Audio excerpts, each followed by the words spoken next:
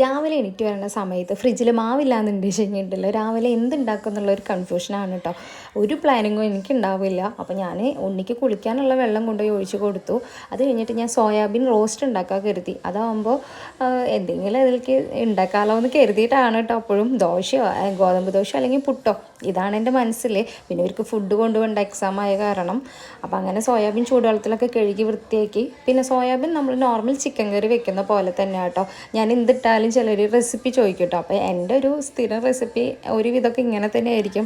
ഇഞ്ചി വെളുത്തുള്ളി പേസ്റ്റ്, സവാള, പിന്നെ മുളക് പൊടി, മഞ്ഞൾപ്പൊടി, പിന്നെ മല്ലിപ്പൊടി. അത് ഇടുന്നതിൻ്റെ ക്വാണ്ടിറ്റി, സാധനത്തിൻ്റെ ക്വാണ്ടിറ്റി അനുസരിച്ചിട്ടാണ്. പിന്നെ ഇതിൽ വെള്ളമൊന്നും അധികം ഒഴിക്കണ്ട. മല്ലിയിടലൊക്കെ ഇട്ടിട്ട് അവസാനം അത് റോസ്റ്റ് ചെയ്തെടുക്കുക. പിന്നെ ഞാൻ അവർക്ക് അരിപ്പുട്ടും എനിക്ക് ഗോതമ്പ് പുട്ടാണ് ഉണ്ടാക്കിയത്. അപ്പോൾ ഞാൻ ഉണ്ണിക്ക് ലേറ്റ് ആവണ്ടല്ലോ കരുതിയിട്ട് വേഗം വാരി കൊടുത്തു.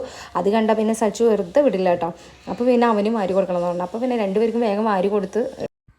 ഏറ്റവും കൂടുതൽ എനിക്ക് ഏട്ടൻ്റെ ചീത്ത കേൾക്കുന്ന ഒരു കാര്യമാണ് കേട്ടോ ഇവർക്ക് ഫുഡ് വാരി കൊടുക്കണേനെ. കാരണം എൻ്റെ അടുത്ത് പറയും, നീയാണ് അവരെന്നെ വാരി കൊടുത്തിട്ട് ശീലം നാശക്കണത്. എൻ്റെ അമ്മ എന്നെ +2 കഴിയുന്നവരെ, എൻ്റെ കല്യാണം കഴിപ്പിച്ച് വിടുന്നവരെ എനിക്ക് വാരി തന്നിട്ടുണ്ട് കേട്ടോ. അങ്ങനെ ഞങ്ങൾ ഇറങ്ങാൻ നിൽക്കുന്ന സമയത്ത് പുറത്ത് നല്ല മഴ പെയ്യുന്നുണ്ട്. നല്ല മഴ എന്ന് പറഞ്ഞാൽ ഞാൻ വെറുതെ ഇങ്ങനെ നമ്മളെന്നെ നനയ്ക്കാൻ വേണ്ടി പെയ്യില്ലേ. അപ്പോൾ ഞാൻ റെയിൻകോട്ടും കാര്യങ്ങളൊക്കെ ഇട്ടിട്ടെ. എനിക്കാണെങ്കിൽ ഇത് ഇട്ടിട്ട് പുറത്തിറങ്ങാൻ പറഞ്ഞു കഴിഞ്ഞാൽ ഇങ്ങനൊരു ദേഷ്യം. അപ്പോൾ എല്ലാവർക്കും ടാറ്റാ, ബൈ ബൈ.